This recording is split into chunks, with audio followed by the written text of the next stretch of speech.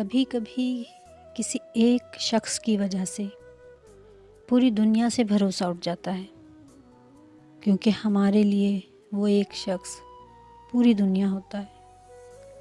जब वो धोखा देता है तो बाकी कुछ नहीं बचता, न ख्वाब, न मोहब्बत, न ज़िंदा रहने की उमंग और न आगे बढ़ने की ख्वाहिश। धोखा सब कुछ ख़त्म कर देता है।